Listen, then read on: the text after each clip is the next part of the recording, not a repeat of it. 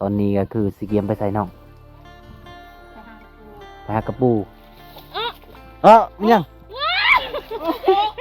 กระปุกครบเลย กระเทืองกลับมาใส่ พี่อันเบิร์นดี ใช่ ง่ายเล็กง่ายฮะ โอ้ใหญ่เลยเนาะ อีหยังเอากระปูนิบแล้ว อีหยังเลย โอ้ย ได้กระปุกครบเลยช่วยได้เอาได้ปะบุ้ง ปล่อย ปล่อย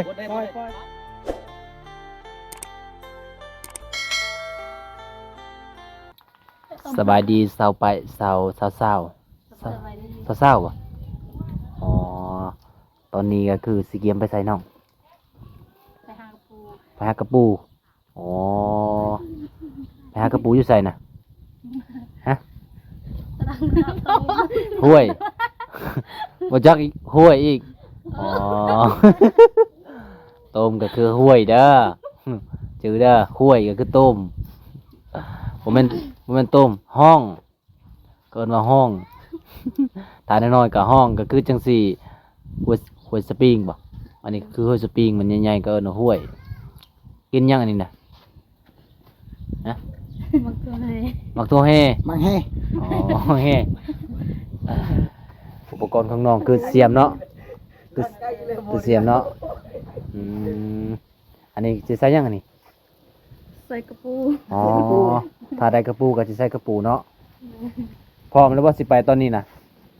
พร้อม พร้อมแล้วสิย่างไปหรือว่าขี่รถ ยาง ย่างไปเนาะขี่รถบ่ได้ปะ บอ เอาทุกคนจะได้ก็ฝากไปติดตามนำกันว่าน้องสิได้กระปูจักโต สิได้ลายหรือน้อย ทางใดสิไปเนี่ย ไปทางใด ทางห้วยสปริงนี่บ่ โตมันเลยเปิด เอา เอาวางแผนดีๆมือนี่น้องๆกันสิพาไปตามติดวิถีชีวิตการหาอยู่หากินเพื่อจะได้กินเป็นอาหารทุกคนก็บ่แม่นเรื่องง่ายเลยมาเบิ่งนำกันเด้อทางนี้บ่ ขึ้นกับคุณเนาะ ทางนี้บ่ทางแวนน่ะทางเนย ทางใน อ๋อทางเนยก็คือทางนี้เนาะ สาวไปย่างไหวเนาะบ่ทาเนาะเละเปรี้ยวทัก เอาทุกคนเลยอันนี้ก็คือ พาไปสาวไปนี่เนาะ สิได้เดินทางหาอยู่หากินเดินถือกระยังไปได้เอาไปดีๆได้ตกอยู่นี่ล่ะห้ามบ่ได้ได้ ตกปูได้ตกปูได้ ใช่แล้วข้าวเจ้า อันตราย บ่มี มีเรา เอ้ย มีหยังดี เอ้ยงู มีหยัง งู ใช้งูไปใช้ นี่ งูหยังงูน้อยนะบ่โอ้ยได้ยินได้เฮารถคิดว่าวงเฮ็ดหยังกับเขาได้ อะไร ตกใจหมด คืองูสิงบ่แม่นม่วนเลย เป็นด่าน บ่แม่นทางนั้นบ่ ด่านมันมีกระปูบ่อยู่ด่านนี่ฮะมีก้อนหินอยู่ห้วยบ่เดี๋ยวนี้นะอ๋อคือเราไปขุดอยู่หน้าได้ มีกระปูยังแน่สบาย ปูดำเหรอวะ ปูดำอ๋อปูแดงบ่มีเนาะ ห้วยนี่บ่ อืม ห้วยนี่ก็น้อยนี่บ่สปา ทุกคนเลยเป็นป่าเป็นดงเลยนี่นะอันนี้เป็นตาดเป็นด่านเป็นเกาะ เอาทุกคนเลยจะได้การเดินทางนำกัน เพราะว่าเป็นครั้งแรกที่เฮาพาสาวๆมาเลาะป่า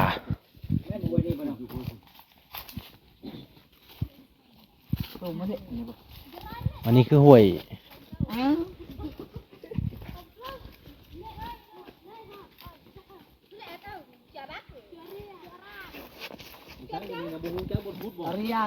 หางกระปูต้นก็ได้อ๋อคือสิมีป่าตัวนี้เนาะวู้ทุกคนเลยเบิ่งแม่นกุ้งลายป่ะไปซ่อนนี่คักกว่าเห็นป่ะเนาะไปซ่อนกลางคืนนี่คักกว่ากระปูหอยธรรมศาสตร์เลยทุกคนเลยเส้นทางไปเยอะไปหาอยู่หากินนี่บ่เป็นเรื่องง่ายเลยเพื่อสิได้กินอาหารสามป่าหากระปูก็บ่ได้หาแถวหน้าได้หาแถวห้องบ่เป็นห้วยดอกแบบนี้นะ มันเป็นห้องคือจะขุดแถวเข้มๆนี่คือสิเหม็น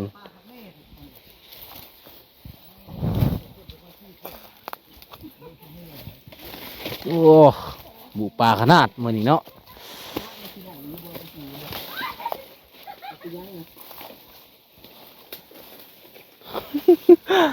เฮ็ดทีมงานเฮาเศร้าขุดแบบนี้ก็สิได้เห็นบ่ ไม่ถูกแล้วครับ มันเลิกว่ะ เดี๋ยวก็รู้เลิก เคยบ่ไปขุดแถวนี้นะเคยไปขุดอยู่บ่ ขายกับมึงเลยคนขี้เล็กบอกตัวใหญ่ๆเลยบ่ไป ไปได้ยังไง ไผสิได้ก่อนทุกเจ้า2คนเอาลงลองเบิ่ง ใช่ พูดทัก ได้เบิ่งเลยทุกคนยกมาได้เบิ่งกันนะ ใช่ ไปมา จกดู มาเร็ว คำบ่จกบ่เห็นได้ แกเราคุ้นหูตัวมันน้อยเหรอมันก็ได้ตัวน้อยเลยบอลหูง่ายๆนะ มันยัง กระปูครบเลย ฉันเรื่องกลับมาใส่ กระปูครบมือนี่ไงจกมันกระปูครบเลย ครบมือแล้ว ให้บ่วงจกนะบ่วงผู้ใหญ่บ่สาว ใหญ่ว่ะมาสิจกมาพี่สิจก ๆนะบ่วงจก ยกผิดเลย ดีว่าเนาะจกทั้งครึ่งมันเจ้าก็จะจกทั้งรุมน่ะ เซ่ เปิดอยู่บ่ไปก่อนได้บ่ไปเอ้ยได้บ่ได้บ่นี่ออกเลยโอ้ โอ้ใหญ่เนาะ นางเบิ่งใหญ่บ่น้องปอ โอ้ ใหญ่เนาะปู ใหญ่ดีเนาะอันนี้คือปูดำบ่ปูด ปูดูปูขาวมีสองประเภทปูดำปูขาว ำสาวๆได้เลยสาวไปเอ้ยได้ตัวหนึงได้บักใหญ่เลยเด้อ ตัวน้อยอย่าจุกนะคุดก้นจุกที่แสดงบ่ได้หูอยู่หั่นน่ะ หัดหนูไปกระดินเลย มันยากอ๋อ คุณละปะสาวนี่อันนี้ก็แม่นนะนี่อันนี้ปูกระปูล่ะนี่ เดี๋ยวตัวนี้นะไปไว้ดีสไปนี่ ขุดจนมันได้พุ่น มาไอ้คุดหน่อยคุดตะผิดคุดตะผิด แม่นบ่ฮู้กระปูนะ สาวนี่ได้บอกดีบาดนี้คุดกระปูกันได้กินอยู่บ่ แม่นบ่ฮู้กระปูนี่ แม่นมีหูเอียนอยู่หั่นน่ะ เหมือนเอียนติ ก็ตัวคุดกระปู วนกู คุดหลายๆเลิกนั่นแหละกระปูก็ต้องเลิกเลยจะตายเลยนั่งกับนี่ปลาน่ะคุดชงชาวบ้านปลาเลยชาวไปนี่บ่ได้หรอก ธรรมดาสิปะแล้วเนาะ เจ้าจะคุดจนชุดทั้งมือละโจกก็จะมีหนูเนาะแถวนี้เนาะอาการเนาะไก่คือสินอนกับปลา โอ้ตะเลงนูหมูปลา หมูป่ามันจะอีกบ่ ดึงออกตัวนี้นะดึงออกคืนนี่เฮ้ยเลยเนาะ ธรรมดานี่ บ่ดงช่วยได้ ขุดจนได้เด้อ สิได้บ่น่ะ ได้ยังลึกบ่ยังลึกอยู่ กระปูจะอยู่ใช่บ่ บ่เราถามพระเจ้าอยู่ใช้กระปูหรือถามกระปูเนี่ยเจ้าน้องก็ตอบเจ้าเลยเจ้าย่านมานี่ขันมาตอบเจ้าช่วยบอก ตัวเลย ช่วยทุกทีมได้น่ะชุดเขน ดูเลย ชูหรือแปลว่าลึกเด้อทุกคนเด้ออีชุดหัวแขนเจ้าเนาะคุดเทิงพี่นั่นนี่คือคุดพี่นี่จะพี่ บ่แม่นสิชอดที่เด้อบ่ เจือน นี่คุดลงไปรถคุดหลายได้หลายคุดหลายเลยตัวใหญ่สองคนน่ะเขาเฮ็ดหยังบาดนี่ เดี๋ยว โอ้สงสัยเลยหอบาดนี่หมูหมาจากเธอ นี่เบิ่งนี่ก็หูเนาะ ลายเลย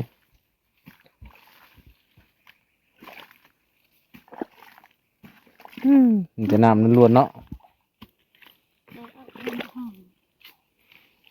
ลงทุนขนาดได้ทุกคนเลยขุดกระปูนี่นะ ชุดเขตบาดนี่เอ้า เปื้อนมือเปื้อนตีน โอ้ผมเจานะเนาะทึกอันนั้นเลยมันช้ามาใหม่ๆบ่ช้าสีเงินได้ประชาชนเนาะชาชี้แสนบ่ได้ทุกคนชาผมในกัน าเองนี่ก็บ่แพง ชาอยู่ห้านมันคักกว่า ผมจะตัดมันจะตัดขายบ่ชาไป โมเมน คือตัดผมขายแถวเขตชนบทนี่มากเด้ตัดผมขายผมยาวๆเลยตัดขายพอได้ ก็ห้อง ซื้อมาเพ็ดตัวถึงนู่น อ๋อตัวคนนี้เพื่อสิได้กระปูตัวนึงบ่แห้ง บ่ถึงบ่ บ่เทิง บ่ถึง บ่เทิงนะปะ ปืนมาขี้ตมเลยทุกคนบ่นั่น ตัวนี้บ่ เรียนนี่จ้า เรื่องก็คือว่าหากเด้อคนเฮ้ยอะไรไปว่าหากไม้ เรียนนะจ๊ะ นางนายอยู่ ตรายแนวล่ะ ก็ได้สิเลิกตัดเนี่ยเอ้ย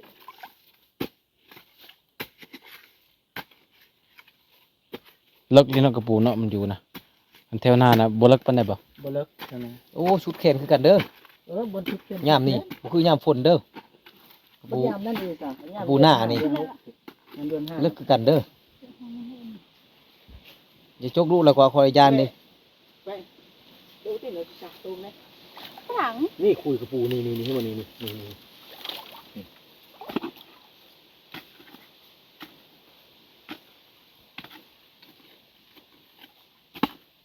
เอ้า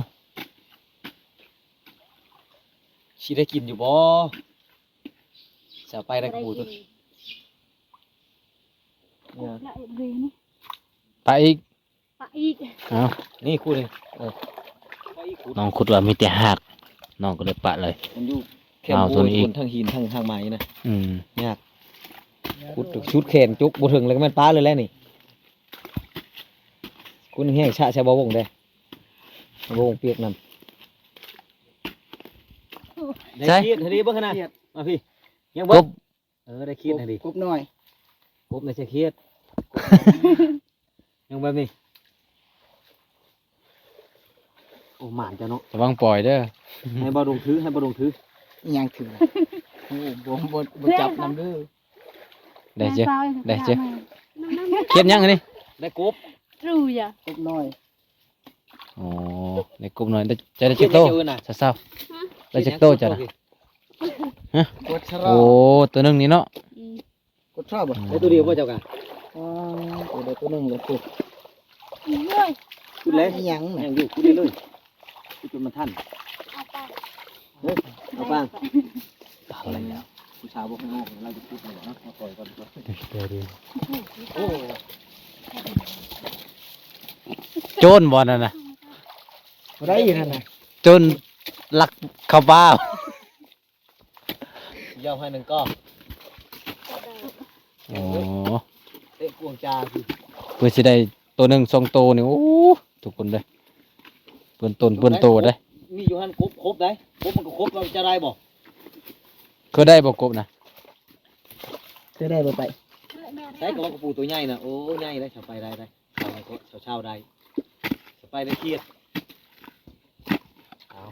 สิมานอยู่บ่ เป็นยังไง บ่แล้ว มาให้ถึกน้ำมาให้ถึกอันน่ะเกือบจุดใต้แห่งตกช้ำเนาะโอ้ยตายแล้ว นี่นะหูนี่นะ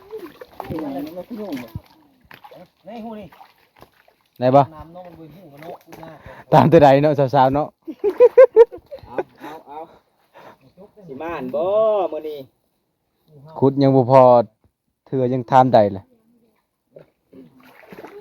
มันอยู่เลิกบ่ เล็กเลย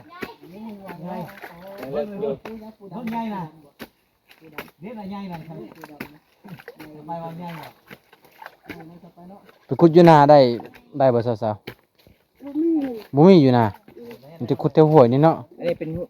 กระปูป่าเด้ ปูป่า ค่าย ปูป่าดง ค่าย มานบ่ คันได้พ่อกบนี่ก็ตะยานนึงแหละ โลนึงตัวละโลเราได้ เอา อยู่ทางนั้น สาวๆทางนี้ เขิม เห็นแล้วบ่ยังมันตายแล้วฉัน มันออกแล้วน้องเอ้ยกระปูออกแล้ว มันยานเจ้านั่น ออกแล้วบ่เห็นเลยอย่าจกลายเด้งูนี่น้อง เรียน เรียง เรื่อง โอ้มานซะ แกะเลือก เบิ่ง แก๊ส โอ้ ล้างเบิ่งก่อน เอาเพิ่นมาเนี่ยเด้อทุกคน อะไร เรียงยัง โอ้ โอ้ ปูดำบ่ คือปูดำนี่แหละนี่ โอ้มาน อันนี้คือลูกมันเนาะตัวใดก่อนอันตัวแม่ จะไปแกะเอาตีนมันขึ้นได้จังหน่อยนะ บ่ขึ้นบ่อ้าวตัวนี้ก็สิขึ้นได้นะ ไม่ชอบฮะ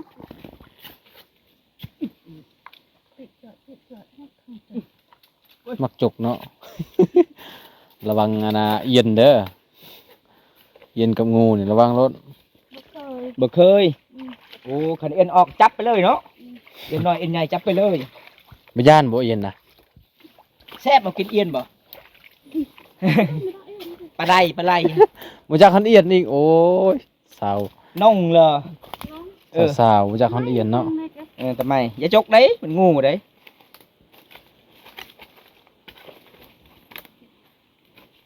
สาวๆได้2ตัวแล้วเนาะ man đấy sao đấy ขึ้นกับมา โอ้แล้วสวนสาวไปมันตะเคียน เบิ่งป่าธรรมศาสตร์อุดมสมบูรณ์เลยทุกคน มีแต่ป่ามีแต่ดงนะเบิ่ง แม่น เบิ่งตะหนาอู้เบิ่งไงเขาคือบ่เฮ็ดเลื่อยต้นใหม่เนาะ ระวังเด้อสาวๆเด้อคันได้ยิน ข้างกระปูนี่บริยานคันเอียนออกนี่ย่านที่สุดคอยบ่เคยจับเอียนจักเถื่อเลย เอียนไม่ได้เอียนใหญ่ๆเบิ่งตามป่าลำดงเอียนใหญ่เลยน้องบริยานน้องเคยจับน้องว่าถ้าเอียนออกจับไปเลยคันจับบ่เป็นนี่มันลื่นเนาะโอ้ จับนั้นได้มันบ่ลื่น จับค่อย ค่อย ๆ ค่อยๆบายหัวมันเนาะ เออให้มันอยู่ก่อนแล้วก็จึงจับเอาไว้ใส่ในกระตาโอ้ ได้บ่ ยังเสียงดังกุกกัก ออกแล้วเนาะ บ่เห็น รวย รู้ ทำลายยังเลิก อ๋อใช่กระปูนะเบิ่ง ออกเอ้ย โอ้มันขึ้นนี่ๆๆเบิ่งมันขึ้นนี่จ้อย แม่กี่โจะจะอันเลย จิต อุ้ยเลี้ยงเคยชอบนี่เรียน เอาเบิ่งทุกคนธรรมศาสตร์ล้วนๆนี่ได้ยินเสียงนกเสียงกาได้เท่านี้แหละนกยังมีหลายเท่านี้ ส นะ บายดีสบายดีเด้อโอ้เบิ่งนี่บอก หึ พี่นกยังลาก อ๋อ อยู่สมบูรณ์อยู่ป่าใช่ไหมสองหน่วย สองหน่วยสองหน่วยบ่ มานบ่สบายมานบ่มานก็ได้ยินเจอว่าเมื่อกี้นี่เท่าไหร่ สองหน่วยสาวๆก็ได้สองหน่วยคือกัน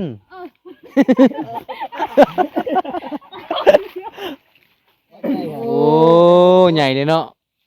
ไง มาเด็ดตัวน้อยเนาะยาแล้วเจ้าได้หลายตัวสาวๆได้ตัวเดียว เจ้าหลายตัวโอ้ยกดเลย เพื่อไปยืนโน่น ปลาเขาดงแล้วบัดนี้ จังโน่น ทุกไปกูกระปุ้ยอันนั้นน่ะ อ้าวผมเก่งปีเบิ้งกระปูไว้บ่น่ะ พูดถึงก็ตัดเลย บ่แม่นอันนั้นบ่ อีหยังล่ะบ่แม่นบ่นี่เด้นี่หูกระปูนี่ เห็นบ่คุณแม่ แม่นเบิดนี่กระปุ้น้อยอีกแล้วนี่ มีปูชีนเปิดได้อันนี้ก็อันนั้นคือ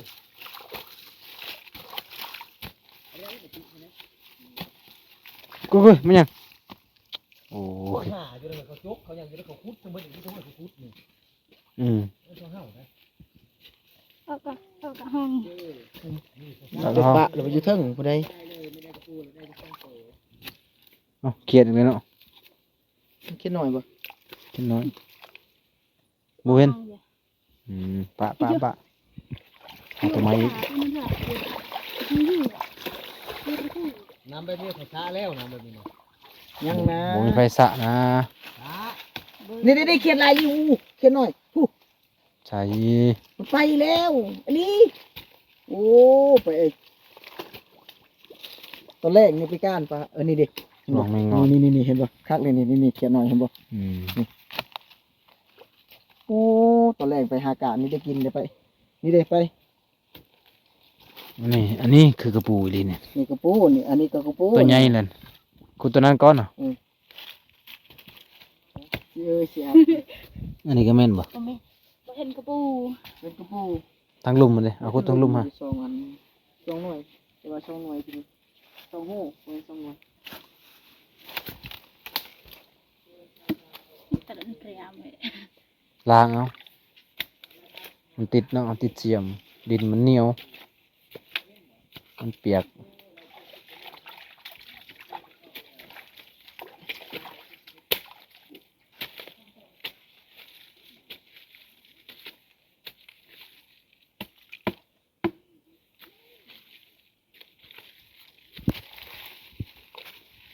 เลิกบ่ตัวนี้นะ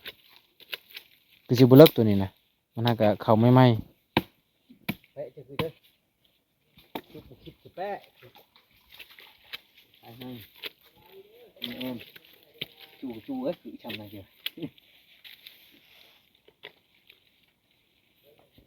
ต้องได้หูมันนะยังเลิก เดี๋ยวอยู่วางนี่อยู่วางให้ทำงูกันนะวะ หมูน้อยวะ ดี จังได้สไป ได้บ่ ได้พอห่างมันบ่เดี๋ยวหัวมัน จับหัวมันเลยบ่ ตัวน้อยอีกแล้ว โอ้โห ใช่ อยู่ใส่มึงดู โอ้มีแต่ตัวน้อยๆเนาะ บ่มีตัวใหญ่เนาะ บ่มี เล็บเสาไปตอนนี้ไปหมาแล้ว ไปหมดเลย จะตัดออกบ่ อีหยังเอา กระปูหนีบแล้ว เอาอีหยังนะ โอ้ย เอา ได้กระปูครบเลยช่วยได้